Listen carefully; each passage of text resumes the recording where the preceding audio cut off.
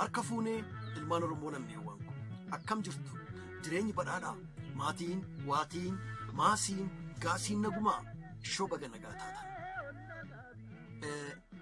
Qophiin abbaa gaammee torbanitti guyyaa tokko Elellaan Art Promotioniin qophaa'ee kan isiniif dhihaatu ni jalqaba. Maarree yeroo darbee ciigoo 4 duraa duubaan isiniif dhiyeessuu koo ni yaadattu.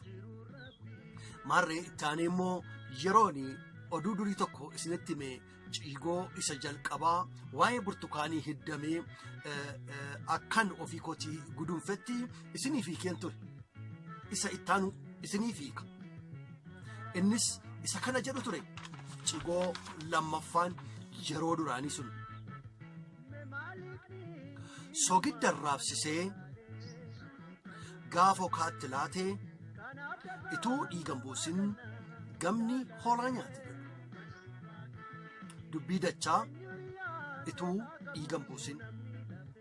Sorgoo soogidda gaafa itti kennee arraabsisee okaa yookaan marga kenneef gaafa goobsu yookaan coomsuu jalqabe namni kun ituu hablee mormarra kaa'ee hin qalin hoolaa kana nyaatee jechuudha.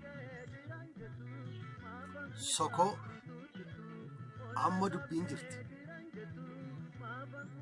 Ituu dhiigan buusin. Qabsoo qeerroon Oromoo aarsaa dhiigaa fi lubbuu itti kafale inni kun immoo ituu dhiiga hin buusin gamnummaadhaan, abshaalummaadhaan, haxxummaadhaan qabsoo kana harkaatii saammate jedha. Ituu dhiigan buusin maalii nyaate? Gamnummaadhaan nyaate jedha.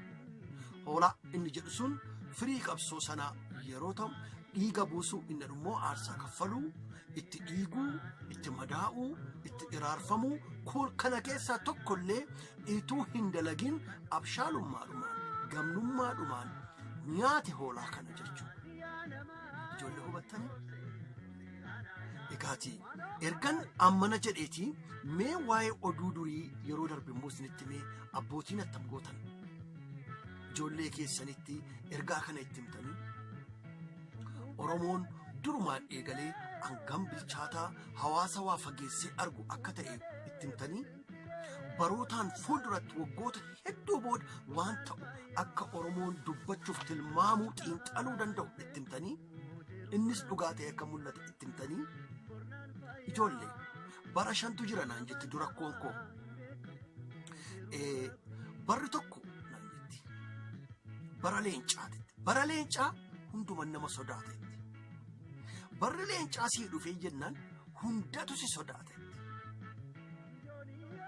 inni taan immoo bara waraabessaatetti bari waraabessaa sii dhufee jennaan waan nyaattu dhabdu caccabsitee ma nyaatta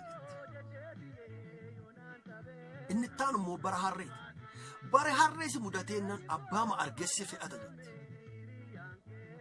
inni taan immoo bara sareeti barri sareesitti dhufee jennaan sarxeef saraxee dhagaasitti darbata lafa si arginsitu uffachuu bayesi jechuudha.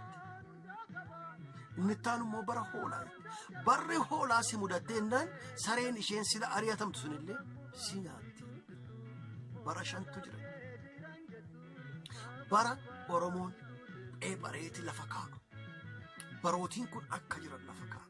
Ijoollee barra akkasitti akka jiru beektu amma bartan miti. Ishoo abbootiin wantan isinitti mukana wantan dubbadhu kana adaraan gargaaraa ijoollee keessanitti himaa yeroo kennaafiiti. Sagantaan kun akeekni isaa ilmaan Oromoo biyya ambaa keessa afaan ambaatti aadaa ambaatti guddachuudhaan malan eenyummaa Oromoo akka isaan bu'uurfataniif kan mijaa'edha.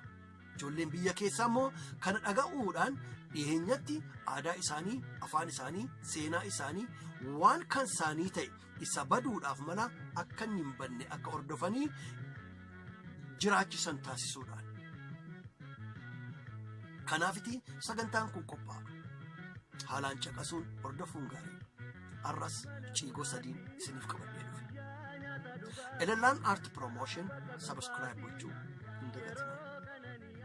Gara ciigoo arraaf qophaa'ettan darba. ciigoo tokko. Milkiidhaaf gufaatii kaleessarraa barree jibbinu morminee jaallannu deggirree ceenee jiraachuudhaaf reef fakkeenya agarree. Ciigoo lammataa.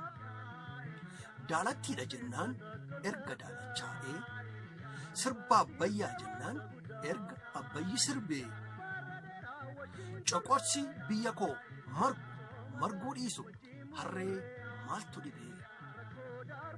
Ciigoo sadaffaa.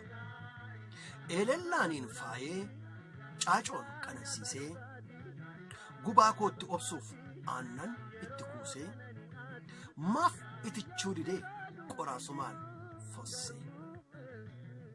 Dubbii dachaa sorgoo sokoo koomentii keessatti barreessaa. Armaan duras sichittis warri barreessitan asumaan fayyaa ta'aa, nu jajjabeessaa, wal jajjabeessaa, wal barsiisaa jechuudhaan dhaamsa koo isiniif dabarsaa. Horaa bulaa. Qophii abbaa gaamee Elallaan Art Promotion Subscribe gochuu, share gochuu